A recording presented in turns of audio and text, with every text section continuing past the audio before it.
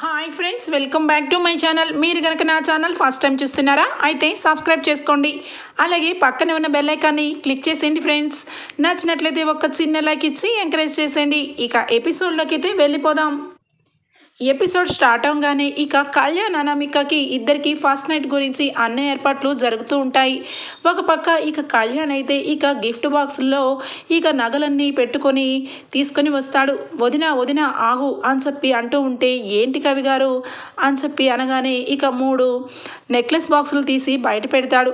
ఇదిగో వదిన, ఈ 3 బాక్సుల్లో నేను ఒక గిఫ్ట్ని సెలెక్ట్ చేసుకుందాం అనుకుంటున్నాను. ఎందుకంటే నాకు అనామికకి ఈరోజు చాలా మంచి రోజు, ఇక ఎప్పటికీ గుర్తుండిపోయే రోజు. అందుకే తనకి ఒక మంచి గిఫ్ట్ ఇవ్వాలనుకుంటున్నాను.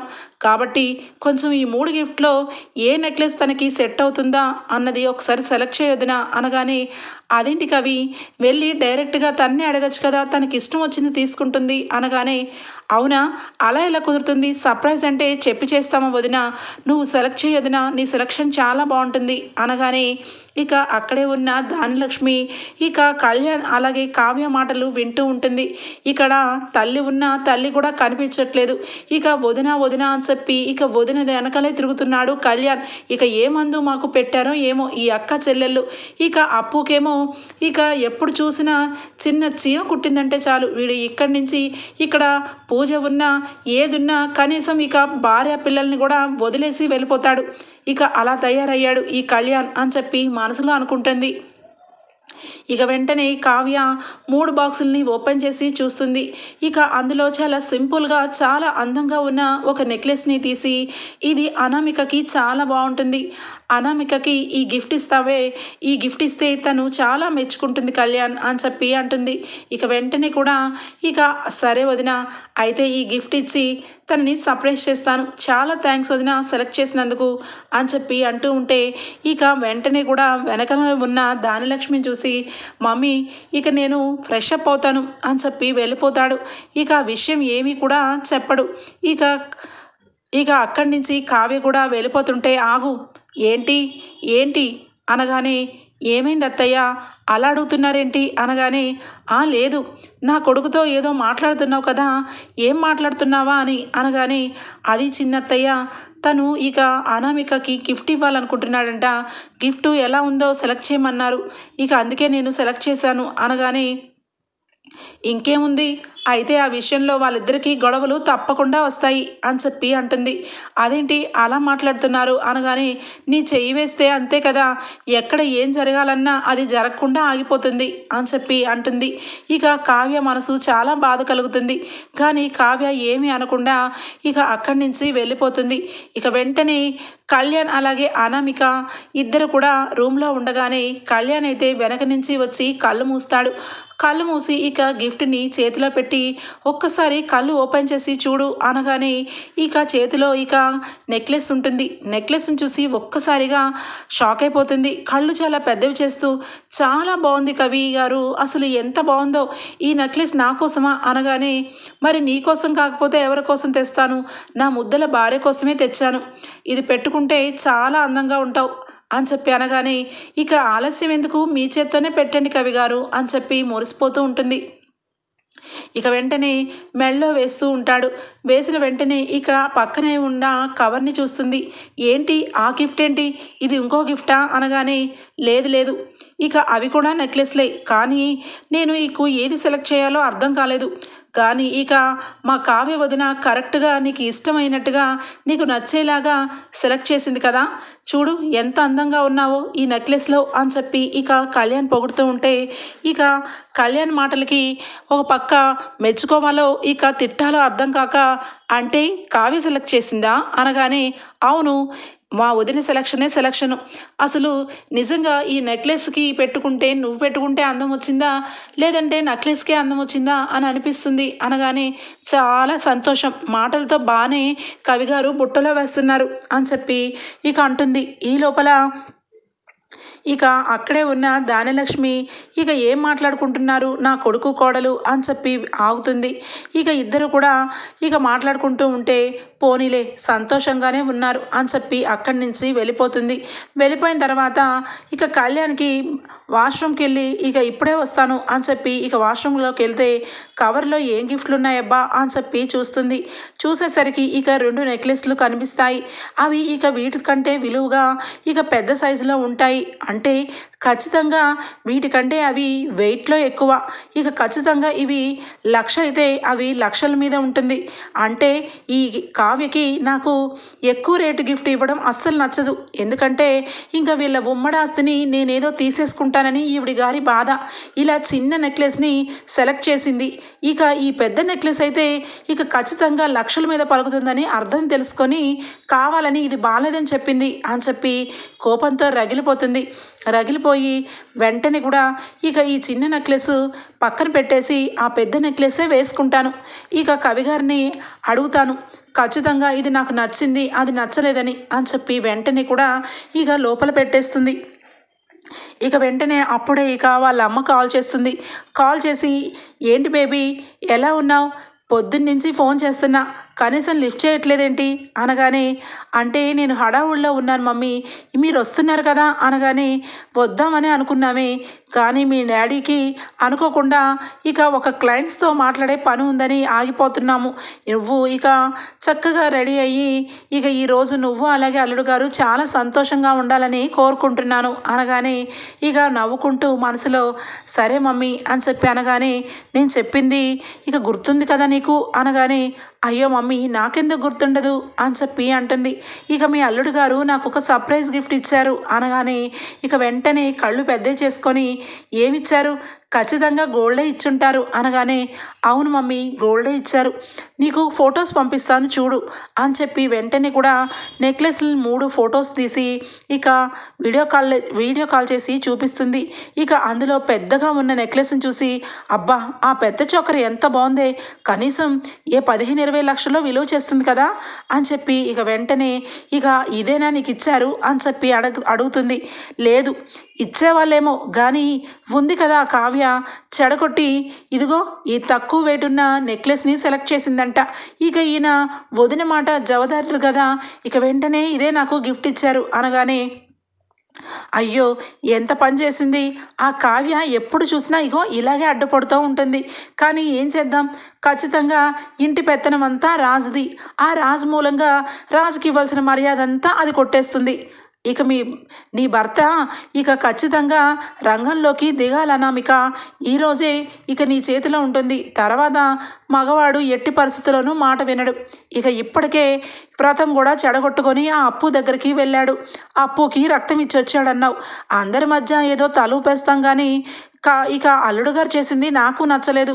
ఎందుకంటే ఈరోజు రక్తం కావాలని రక్తం ఇచ్చాడు, రేపటి రోజు డబ్బు కావాలంటే ఇక డబ్బు మొత్తం దారదత్తం చేస్తాడు. అలా ఉంది అల్లుడు గారి తీరు. అందుకే నువ్వు ఈరోజే ఖచ్చితంగా అల్లుడు గారిని ఏ రకంగా నీ మనసులో బుట్టలో వేసుకుంటావో ఆ రకంగా వేసుకో. ఇక ఎట్టి పరిస్థితుల్లోనూ ఈ 3 నెక్లెస్లు నీ ఆధీనంలోనే పెట్టుకో అని చెప్తుంది. ఎందుకు చేయను మమ్మీ, ఖచ్చితంగా ఈ 3 నావే. ఎందుకంటే ఇక ఈ కుటుంబంలో రాజుబావుకి ఎంత హక్కు ఉందో నా భర్తకి అంతే హక్కు ఉంది. ఇక ఎవరైనా అడుగుతారా, నన్ను నిలదీస్తారా అని చెప్పి ఇద్దరు కూడా ఇక మాట్లాడుకుంటారు. సరే మమ్మీ ఇక సౌండ్ అవుతుంది, ఆయన వచ్చేస్తున్నట్టున్నారు, నువ్వు పెట్టేసే అని చెప్పి ఫోన్ పెట్టేస్తుంది.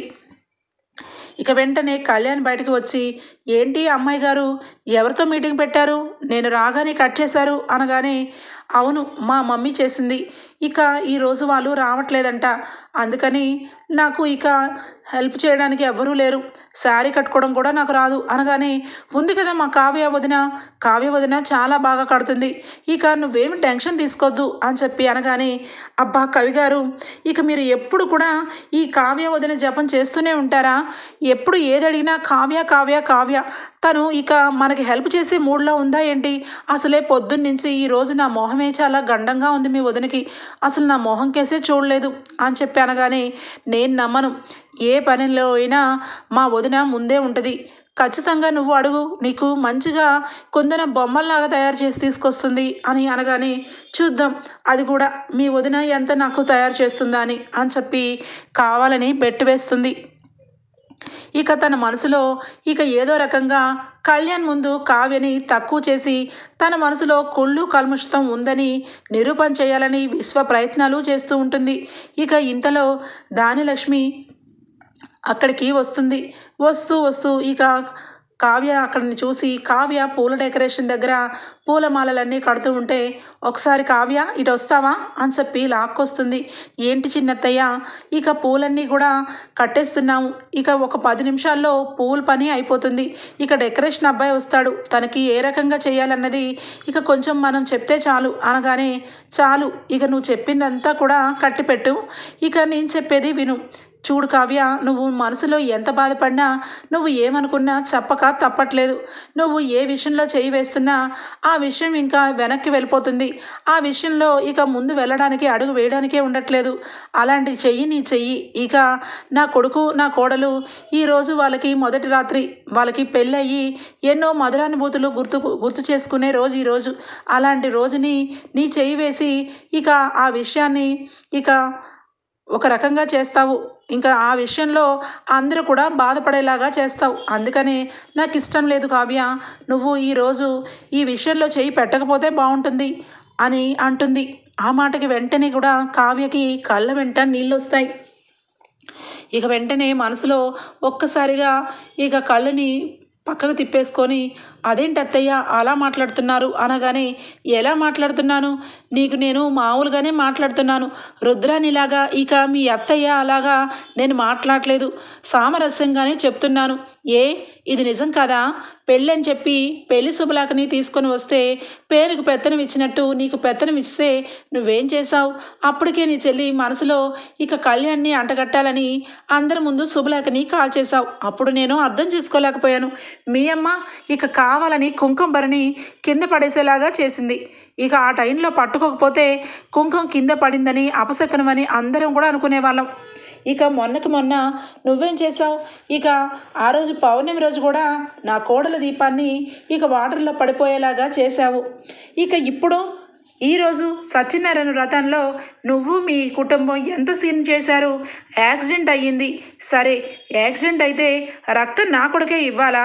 అది కూడా వ్రతం ఆపుకొని నువ్వు చెప్పి పంపించలేవా? ఈరోజు వ్రతం, నువ్వు రావద్దు కళ్యాణ్ అని చెప్పి నువ్వు వాడికి చెప్పలేవా? తల్లిగా నా మాట కంటే నీ మాటకే విలువిస్తాడు. అలాంటిది నువ్వు కోరి అక్కడికి రప్పించుకొని నీ చెల్లికి రక్తం ఎక్కించుకొని ఇంటికి పంపించావు. కొత్త పెళ్లి కొడుకుని హాస్పిటల్ అంటూ తిప్పించావు. అంతా నీ ఇష్టరాజ్యమే అని చెప్పి నీ ఇష్టం వచ్చినట్టుగా చేసుకుంటున్నావు అని అంటుంది. అన్ని మాటలు ఒకేసారి అనేసరికి ఇక కావ్య మనసులో చాలా బాధ కలుగుతుంది. కానీ ఇక వెంటనే అత్తయ్య, మీ మనసులో నేను చేయి వేస్తే ఆ పనిలో అపశకునం జరుగుతుందని మీరు తలిస్తే నేనేమీ చేయలేను. కానీ మీరు చెప్పినట్టుగా నేను ఏ విషయంలోనూ చేయి వేయలేను అత్తయ్య గారు, మీరేమీ బాధపడమాకండి, భయపడమాకండి అనగానే నువ్వు నోటితో చెప్తే ఇక నోటితో చెప్పేస్తే ఎలా కుదురుతుంది? ఇక ఎవరో ఒకరు ఇక వచ్చి అమ్మమ్మ గారే వచ్చి నిన్ను ఈ విషయంలో చేయి పెట్టమన్నా కూడా నేను చెయ్యి పెట్టను అని చెప్పి నువ్వు చెప్పేలాగా ఉండాలి. అలా అని చెప్పి మాట ఇస్తే బాగుంటుంది. నువ్వు ఈ కార్యక్రమంలో అసలు ఇక్కడ ఉండకపోతే చాలా బాగుంటుంది. నువ్వు ఎందులో చేయి పెట్టనని నాకు మాట ఇవ్వు అని చెప్పి మాట తీసుకుంటుంది. ఇక వెంటనే కావ్య చాలా బాధపడుకుంటూ ఇక రూమ్లోకి వచ్చేస్తుంది. రాజ్కి ఎందుకో అనుమానం అనిపిస్తుంది. ఏంటి ఏ విషయంలో అయినా ముందుండే ఈ కళావతి అసలు ఈరోజేంటి కనీసం ఒక్క పని దీంట్లో కూడా వెళ్ళట్లేదు అని చెప్పి అనుమానంతో అడుగుతాడు. ఏంటి ఈరోజు అన్ని పనులు ఉంటే ఏ పనిలోనూ ముందుండి చేస్తావు కదా, ఈరోజేంటి ఇలా రూమ్లో ఉన్నావు అనగానే ఇక దానికి ఏం సమాధానం చెప్పలేక ఎప్పుడు చేస్తూ ఉన్నాను కదా, అన్ని రోజులు నేనే చెయ్యాలా, అందుకే చేయట్లేదు అని చెప్పి ఇక అక్కడి నుంచి వెళ్ళిపోతుంది. ఇక వెంటనే అనామిక వస్తుంది. ఇక కళ్యాణ్ని తీసుకొని నువ్వు ఇక్కడే ఉండు, నేను మొత్తం మాట్లాడతాను, మొత్తం విను అని చెప్పి అంటుంది. ఇక అనామిక బావగారు ఎప్పుడు కూడా కావ్యక్క అన్ని విషయాల్లో ముందుండి అన్ని విషయాల్లో అన్నీ చేస్తూ ఉంటుందని అందరూ చెప్తున్నారు. నేను కూడా అలాగే అనుకున్నాను. ఇందాక కూడా ఇక అక్క నాకు శారీ కట్టుకోవడం రాదు, శారీ కడతావా అని చెప్పి పిలుస్తున్నా కూడా పలకకుండా వచ్చేసింది. ఇటు చూస్తే కనీసం ఏ విషయంలోనూ హెల్ప్ చేసే కావ్యక్క అలాంటిది ఇంత పెద్ద విషయంలో కనీసం హెల్పే చేయట్లేదు. ఎందుకంటే నా మీద తనకి కోపం ఉన్నట్టుంది. ఎందుకంటే ఎప్పుడు కూడా తనని నేను నమ్మకుండా ఏదో ఒక విషయంలో అడుగుతున్నానని తన మీద నేను పెత్తనం చెలాయిస్తానేమోనని నా మీద గ్రజ్జు పెట్టుకున్నట్టుంది బావగారు. అందుకే ఈ విషయంలో కనీసం చిన్న హెల్ప్ కూడా చేయట్లేదు అని చెప్పి నెగిటివ్గా మాట్లాడుతుంది. ఆ మాటలకి రాజ్ వెంటనే అనామిక అలా అస్సలు ఎప్పుడూ అనుకోవద్దు. కళావతి అలాంటి మనిషే కాదు. ఖచ్చితంగా ఏదో కారణం ఉంటేనే కళావతి ఆ రకంగా ఉంటుంది. తన మనసు ఎంతగా బాధగా ఉందో. ఎందుకంటే అప్పుకి యాక్సిడెంట్ అయింది కదా, ఆ విషయంలోంచి బయటికి రాలేకపోతుంది. అంతే, అంతకు మించి నీ మీద ఎందుకు ఉంటుంది గ్రజ్జు? నువ్వు అన్న కళ్యాణ్ అన్న ఇక కళావతికి చాలా ఇష్టం. మీ ఇద్దరిని ఒకటి చేయాలని సర్వ ప్రయత్నాలు చేసింది. చివరాఖరికి ఇద్దరిని ఒకటి చేసింది అని చెప్పి అనడంతో ఇక వెంటనే అక్కడికి వస్తాడు కళ్యాణ్. కళ్యాణ్ వచ్చి పద, ఇంకా నీకు అర్థమైంది కదా మా వదిన గురించి. ఎప్పుడు కూడా మా వదిన తప్పు చేయదు. మా అన్నయ్య శ్రీరామచంద్రుడు, మా వదిన సీతమ్మదేవి అనగానే ఇక వెంటనే అంటే మీరు లక్ష్మణుడు, నేనైతే ఊర్మిళాదేవినైతే కాదు. ఎందుకంటే నేను నిద్రపోతూ ఉంటే మీ పనులు మీరు కానిచ్చుకోవడానికి అని చెప్పి అంటుంది. సరే సరే, నువ్వు ఏదైతే ఏమి ఈరోజైతే ఖచ్చితంగా ఇక నువ్వు నిద్రపోవు అని చెప్పి ఎగతాళాడతాడు. ఆ మాటలకి ఇక మొహం అంతా ముడుచుకొని ఏది చేయాలనుకున్నా ఏది చెప్పాలనుకున్నా ఈ కవిగారి దగ్గర నేను ఇక వేస్ట్గా నుంచుంటున్నాను. ఇక కావ్యనే ఇక కొండ మీదకి ఎక్కిచ్చేస్తున్నారు వీళ్ళందరూ అని చెప్పి అనుకుంటూ ఉంటుంది. ఇక ఈ లోపల రాజ్కి ఫోన్ వస్తుంది. రాజ్కి ఫోన్ రాగానే ఇదేంటి ఇక కనకం వాళ్ళు ఫోన్ చేస్తున్నారు, కావ్య వాళ్ళ అమ్మగారు అని చెప్పి వెంటనే కూడా ఇక ఏం అవసరం వచ్చిందో అని చెప్పి ఫోన్ అయితే వెంటనే ఇక కళావతి ఇక మీ అమ్మగారు ఫోన్ చేస్తున్నారు అని చెప్పి అనగానే ఇక వెంటనే కావ్య వచ్చి ఫోన్ లిఫ్ట్ చేస్తుంది. అమ్మ చెప్పమ్మా, అప్పు ఎలా ఉంది? ఇంటికి వెళ్ళిపోయారు కదా, ఇక అప్పు నార్మల్గానే ఉందా అని చెప్పి అడుగుతూ ఉంటే అవునమ్మా నార్మల్గానే ఉంది, కానీ అల్లుడు గారు చేసిన సాయానికి మేము అల్లుడు గారికి జీవితాంతం రుణపడి ఉంటాం. ఇక మేము గుడికి వెళ్ళి ఆ దేవుడికి దండం పెట్టుకోం. ఇక మా ఇంటికి దేవుడు ఇక బాబుగారే అని చెప్పి అనగానే అదేంటమ్మా అలా అంటున్నావు అనగానే అవునమ్మా, పొద్దున్న 1,22,000 బిల్లుని మేనేజర్తో పంపించి కట్టించాడు. లేదంటే ఈ పాటికి ఇక అప్పు లేక ఇక హాస్పిటల్ నుంచి కదలలేక మేము ఎన్ని బాధలు పడేవాళ్ళము. అందుకేనమ్మా ఈ విషయం చెప్పి ఇక అల్లుడు గారికి థ్యాంక్స్ చెప్దామని చేశాను అనగానే ఇక వెంటనే చాలా సంతోషపడుతుంది కావ్య. ఇక ఉన్న పలంగా వెంటనే ఇక ఈయన ఎక్కడున్నారు, ఈయన పనులన్నీ ఇలాంటివే, కనీసం ఒక్క మాట కూడా నాకు చెప్పలేదు అని చెప్పి వెంటనే సరేనమ్మా నేను తర్వాత మాట్లాడతాను నీతో, ఇప్పుడైతే తర్వాత నీకు మళ్ళీ కాల్ చేస్తాను అని చెప్పి ఫోన్ పెట్టేస్తుంది. ఇక ఆ మాటలు అక్కడే ఉన్న అపర్ణ అయితే వింటుంది. అపర్ణకి చాలా కోపం వస్తుంది. ఏంటి వీళ్ళు మెల్లమెల్లగా రాజ్ని వీళ్ళ దారికి తీసుకెళ్తున్నట్టున్నారు. రాజ్ ఎప్పుడు కూడా రూపాయి ఖర్చు పెట్టినా ప్రతి ఒక్కటి నాకు చెప్తాడు. ఇక అప్పుడు కూడా చాలా ఘోరంగా ఆఫీస్ తరపున డబ్బులు కూడా తీసుకెళ్ళి వాళ్ళ అమ్మ నాన్నకి కుమ్మరిచ్చేది. ఇక లక్షలు రాజ్ ఇక హాస్పిటల్ బిల్లు కట్టిపిస్తుంది. ఇక ఎప్పుడు కూడా వీళ్ళ కుటుంబానికి నా రాజ్ ఎప్పుడు డబ్బులు ధారాదత్తంగా ఇస్తూనే ఉండాలా? ఇక ఇది సత్రం అనుకుంటుందా ఏంటి? ఉమ్మడి కుటుంబంలో ఉన్న డబ్బుని రాజ్ అని ఇస్తుంటే ఒక భారీగా చెప్పాల్సింది పోయి థ్యాంక్స్ చెప్తుందా అని చెప్పి అపర్ణ అప్పటికి ఇక కావ్య మీద ఎప్పుడూ ఉన్న కోపంతో ఇక అందరి ముందు కావాలని ఏయ్ కావ్య ఆగు అని చెప్పి అంటుంది. ఇక అత్తయ్య గారు నేను ఇప్పుడే వస్తాను అనగానే ఒక అత్తయ్య గారుగా నిన్ను ఆగమంటుంటే వెళ్ళిపోతున్నావేంటి అని అనగానే చెప్పండి అత్తయ్య గారు అని చెప్పి అంటుంది. వెంటనే మీ హాస్పిటల్ బిల్లు ఎవరు కట్టారు అనగానే ఇక అలాగే నుంచుంటుంది. ఏంటి చెవులు పనిచేయట్లేదా? మీ అప్పు హాస్పిటల్లో ఉన్న బిల్లు ఎవరు కట్టారు అని అడుగుతున్నాను అనగానే నాకు ఇప్పుడే తెలిసింది, ఇక మీ అబ్బాయి గారే కట్టారంట అనగానే మరి నువ్వు చాలా ఆత్మాభిమానం మనిషివి కదా, నువ్వెలా కట్టించావు? నువ్వే కదా కట్టుకోవాలి లెక్క ప్రకారం అని అంటుంది. ఆ మాటకి ఇక అలానే నుంచుంటూ ఉంటే నోటితో చెప్పడం కాదు ఆత్మాభిమానం అని చేతులతో చూపించాలి. అసలు నా కొడుకుని ఏమనుకుంటున్నారు మీ కుటుంబం? ఇక నా కొడుకు ఏమన్నా బ్యాంకు పెట్టాడు అనుకుంటున్నాడా? కాయ కష్టం చేసి రూపాయి రూపాయి పోగేసి పక్కన పెడితే ఇంత వాళ్ళు అయ్యారన్న సంగతి ఇక మీకు తెలీదా? ఇక ఎప్పుడు చూసినా ఎప్పుడు ఏది కావాలన్నా నా కొడుకే మీకు ఇవ్వాలా? మీకు కాళ్ళు చేతులు లేవా?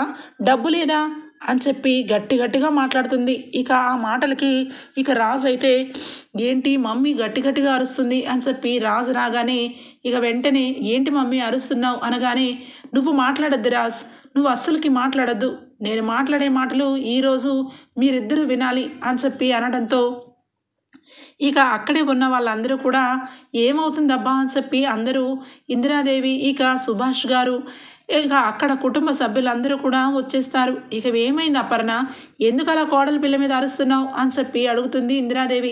అత్తయ్య గారు మీ కోడల్ని అడగండి, మీ కోడలు ఆత్మాభిమానం కదా, తను ఒక ఉద్యోగం చేసిన రూపాయి ఇవ్వాలన్నా మన డబ్బు ఎప్పుడు ముట్టుకోలేదని చెప్పి ఇక ఒకప్పుడు చాలాగా ఇక కవిత్వాల మీద కవిత్వాలు చెప్పింది కదా. ఇక ఈరోజు వచ్చేసరికి ఇక నుంచొని ఆ రకంగా చూస్తుంది ఏంటో అడగండి. ఇక వీళ్ళ చెల్లికి యాక్సిడెంట్ అయితే అప్పుకి రక్తం ఇవ్వాల్సినప్పుడు ఒక మనవడు కావాలి, మీ మనవడు. ఇక ఆ హాస్పిటల్ నుండి డిశ్చార్జ్ అవ్వాలంటే ఇంకొక మనవడు కావాలి. ఇక వీళ్ళు వేరే వాళ్ళ మీద ఆధారపడతారు కానీ వీళ్ళంటూ వేరే వాళ్ళకి సాయం చేయరు, ఎప్పుడు వేరే వాళ్ళకి చెడు జరిగేలాగే ఆలోచిస్తారు అని చెప్పి అందరి ముందు ఇక అనగానే ఏదైనా ముక్కుసూటిగా చెప్పు అపర్ణ, ఏం జరిగిందో అనగానే అదేంటి అత్తయ్య గారు ఎంత క్లియర్గా చెప్పినా మీకు అర్థం కాలేదా?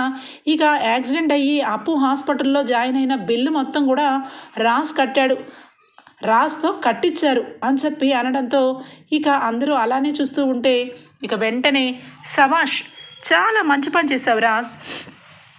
ఇక అత్త వాళ్ళ ఇంటికి ఏదైనా బాధ వస్తే ఆదుకోవడం చాలా మంచి విషయమే, కానీ ఇక్కడ నువ్వు ఒకటి అర్థం కావట్లేదు.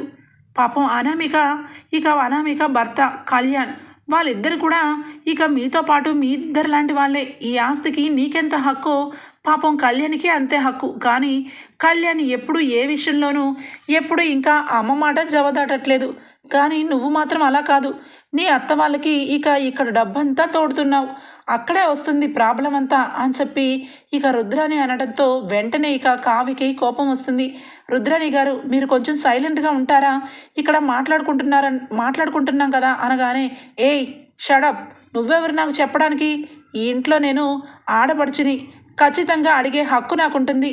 ఇక మీ హాస్పిటల్ బిల్లు నీ చెల్లి బిల్లు రాసి కట్టడం ఏంటి, ఆ కట్టడం అనేది మళ్ళా తప్పు కాదన్నట్టుగా సమర్థించుకోవడం ఏంటి అని చెప్పి అంటుంది రుద్రాణి.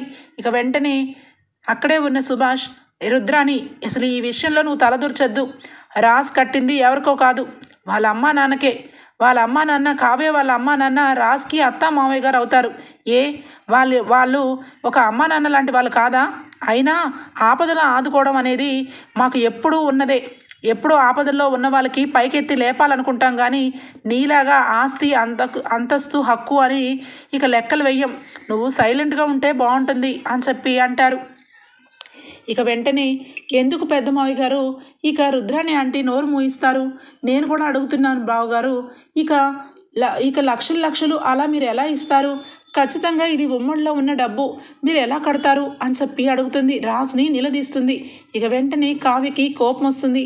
అనామిక నువ్వు చిన్నపిల్లలా ఉండు, నువ్వెందుకు ఇక ఆయన్ని క్వశ్చన్ చేస్తున్నావు అని చెప్పి అనడంతో అక్కడే ఉన్న కళ్యాణ్ వెంటనే అనామిక అని చెప్పి అనగానే లేదు కవి గారు, ఈరోజు నాకు చెప్పి తీరాల్సిందే, ఇక మీరు ఖచ్చితంగా గిఫ్ట్ని తీసుకొని వచ్చి నా చేతిలో పెట్టకుండా ఇక మీ వదిన గారికి సెలెక్ట్ చేయమన్నారు, కానీ మీ వదిన గారు ఇక తక్కువ వెయిట్ ఉన్న చిన్న గోల్డ్ది సెలెక్ట్ చేసి నా మొహాన్ని కొట్టమని చెప్పింది, మీరు కూడా గుడ్డిగా అలాగే విని నా మొహాన్ని కొట్టారు, కానీ అక్కడ మీకు నిజానికి ఇక లక్షలు విలువ చేసే వస్తువు నా దగ్గరికి వస్తే ఇక ఉమ్మడి ఆస్తిలో తనకంటూ తగ్గిపోతుందని ఇక ఆ ప్లాన్ వేసింది.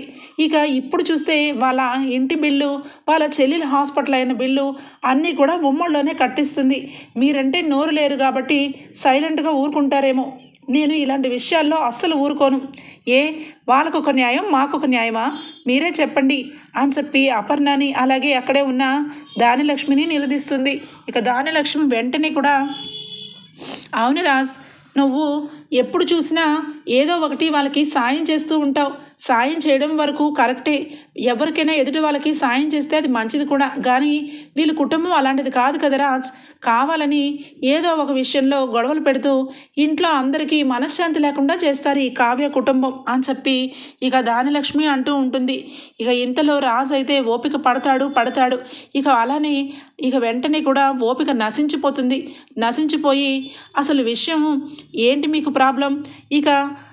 ఇక కళావతి వాళ్ళ ఇంటి వాళ్ళ బిల్లు నేను కట్టాననే కదా మీరందరూ నా మీద అడుగుతున్నారు అని చెప్పి అడుగుతాడు. అవును బావగారు, మీరు అలా కట్టడం నాకు అస్సలు నచ్చట్లేదు. ఇంట్లో ఉమ్మడిగా ఉన్నప్పుడు అందరినీ ఇక అడిగి మీరు కట్టాలి, కానీ అలా మీరు ఎలా ఒక్కరే కట్టేస్తారు అని చెప్పి అనామిక అడుగుతూ ఉంటుంది. ఇక రాజ్కి ఇక విపరీతమైన కోపం వస్తుంది. కానీ ఇక అట్లానే ఓర్చుకొని అవునా అందరినీ అడిగి ఇక అందరితో చెప్పి డిస్కషన్ చేసి డబ్బులు కట్టమంటావు అంతే కదా అనగానే అవును ఆ మాట మీదే ఇంకా నేను నిలబడుతున్నాను అనగానే సరే అయితే ఇక నేను కట్టింది 1,22,000 అక్షరాల. ఇక వెంటనే మెసేజ్ చూపించి ఇక ఇది మెసేజ్ చూసారా అందరూ, ఈ 1,22,000 గురించి మీ అందరికీ చెప్పాలని ఖచ్చితంగా అనామిక అంటుంది. ఇక అది నేను తప్పు చేశాను, సరే ఇక ఎప్పుడు కూడా అలా చెయ్యను సరేనా అనగానే అందరూ ఇక విచిత్రంగా చూస్తారు. ఏంటి బావగారు వెటకారంగా మాట్లాడుతున్నారు, అంటే నేను మీకు లెక్కలు అడుగుతున్నాననే కదా అలా మాట్లాడుతున్నారు అనగానే అయ్యో వెటకారం ఎందుకు, నువ్వన్న మాటలే నేను చెప్తున్నాను, అందరినీ అడిగి ఇమ్మన్నావు కదా. ఇక మీ ఇంట్లో వాళ్ళు నీ పెళ్లి విషయంలో పెళ్లి పీటల మీదకి వచ్చేసరికి సేట్జీకి అప్పని చెప్పి పెళ్లి ఆఫ్ చేస్తానన్నాడు. అక్షరాల 2 కోట్లు నేను ఇస్తానంటేనే నిన్ను కళ్యాణ మండపానికి పంపించారు. మరి ఇంకా నేను రేపే ఇవ్వాలనుకుంటున్నాను కాబట్టి ఇంట్లో ఎవరికీ చెప్పలేదు. ఇక ఖచ్చితంగా ఇంట్లో ఎవ్వరికీ కూడా ఇక చెప్పనవసరం లేదు. ఎందుకంటే ఉమ్మడి ఆస్తి అలా దారాదత్తం ఎలా చేస్తాను, 1,22,000 పోగా ఖచ్చితంగా 2 కోట్లకు 1,00,000 రూపాయలు తీసేగా మిగతా అమౌంట్ అంటే చిన్న అమౌంటా, నువ్వే చెప్పు అనామిక అని చెప్పి రివర్స్లో మాట్లాడతాడు రాజ్. ఆ మాటలకి ఇక ఏమనాలో ఇక ఏం చెప్పాలో అర్థం అవ్వక దెబ్బకి షాక్ అయిపోతుంది. ఏంటి మాట్లాడవేంటి అని చెప్పి కళ్యాణ్ అంటాడు. ఇక వెంటనే అదేంటి కవి గారు మీరు కూడా అనగానే అనామిక నువ్వు నాకు ఫస్ట్ పరిచయం అయినప్పుడు చాలా సాఫ్ట్గా చాలా అమాయకంగా నాకు కనిపించావు. ఇక నేను కూడా నాలాగే ఆస్తుల గురించి హద్దుల గురించి ఇలా బంగారం గురించి నగల గురించి ఎప్పుడు కూడా నా దగ్గర నువ్వు ఏ విషయంలోనూ ఇక మాట్లాడవని అనుకున్నాను. కానీ నేను అనుకున్న దానికంటే క్వైట్ ఆపోజిట్గా ఆలోచిస్తున్నావు. ఈరోజు నీ నోట్లోంచి ఈ మాటలు వస్తుంటే నేనే షాక్ అయిపోయాను. ఇక అన్నయ్యని నువ్వు నిలదీసి అడుగుతున్నావు అంటే నీ ఆలోచన విధానం ఎలా ఉందో నాకు అర్థం అవ్వట్లేదు. ఇప్పుడు అర్థమైంది కదా, మీ అమ్మ నాన్న వాళ్ళకి 2 కోట్లు అప్పు ఉంది కాబట్టి ఆ అప్పుని ఇక ఎవ్వరూ తీర్చరు, మీ అమ్మ నాన్ననే తీర్చుకోవాలి. ఎందుకంటే ఇది ఉమ్మడి కుటుంబం, ఈ ఉమ్మడి ఆస్తి ఖచ్చితంగా ఇక మీ అమ్మా నాన్నకి 2 కోట్లు ఇస్తే ఇక వీళ్ళెవరూ ఒప్పుకోరు అని చెప్పి రాజు మాటని ఇక కళ్యాణ్ తీసుకొని అదే మాటని గట్టిగా సమాధానం చెప్తాడు. ఇక అక్కడే ఉన్న వాళ్ళందరూ కూడా ఇక సైలెంట్ అయిపోతే వెంటనే కూడా ఇక అనామిక మొహం మాడిపోతుంది, కళ్ళు వెంట నీళ్ళు తెచ్చుకుంటుంది. ఇక వెంటనే అక్కడే ఉన్న ఇందిరాదేవి సీతారామయ్య చూడమ్మా అనామిక, ఎందుకు ఒక మనిషిని ఇక నోరు జారటం, మళ్ళా దాని గురించి బాధపడడం, ఇప్పుడు మీ అమ్మా నాన్న వాళ్ళ అప్పు గురించి నీకు అంత బాధ కలిగినప్పుడు రాజ్ ఈ ఇల్లుని ఒంటి చేత్తో ఎత్తి ఇంత బిజినెస్ అవడానికి కారణమే రాజ్. ఏ రోజు నీ భర్త ఆఫీస్కే రాలేదు, వాడు కవిత్వాలంటే చాలా ఇష్టం, కవిత్వంలోనే ఉండేవాడు. ఈ 1 సంవత్సరం నుంచి వాడు బయటకు వచ్చి నిన్ను ప్రేమించానని చెప్పాడు తప్ప వాడు అసలు ప్రేమిస్తాడని కూడా మేము ఎవరూ అనుకోలేదు. ఆడు అలాంటి స్వభావి. అలాంటిది ఇక నువ్వు ఆస్తుల గురించి అంతస్తుల గురించి మాట్లాడుతున్నావంటే మాకే ఏదో అనిపిస్తుంది. ఇక చిన్నపిల్లవి తెలుసో తెలియకో అడుగుతున్నావు, కానీ ఇక ఎప్పుడు ఇలాంటి విషయాలు డిస్కషన్ పెట్టద్దు. ఇక ఈరోజు మీ ఇద్దరికీ కూడా ఫస్ట్ నైట్, ఆ విషయంలో మీరు ఉండాలి తప్పించి ఇలాంటి విషయాల్లో జోక్యం చేసుకోవద్దు. కావ్య గురించి ఎప్పుడూ తప్పుడుగా అనుకోవద్దు. కావ్య ఈ ఇంటికి మహాలక్ష్మి, తను వచ్చిన వేళ విశేషం. బిజినెస్ ఇంకా ఎక్కువ పెరిగి ఎక్కువ ఆర్డర్స్ వచ్చి ఇంకా ఎక్కువ ఆస్తిని మేము 2-3 చోట్ల కొనగలిగాం అని చెప్పి ఇక అందరి ముందు ఇందిరాదేవి అనామికకి లెఫ్ట్ అండ్ రైట్ ఇస్తుంది. ఓకే ఫ్రెండ్స్, ఎపిసోడ్ అయితే ఇంతటితో ఎండ్ అయిపోతుంది. రేపటి ఎపిసోడ్లో కలుద్దాం. అంతవరకు bye, take care, thank you for watching.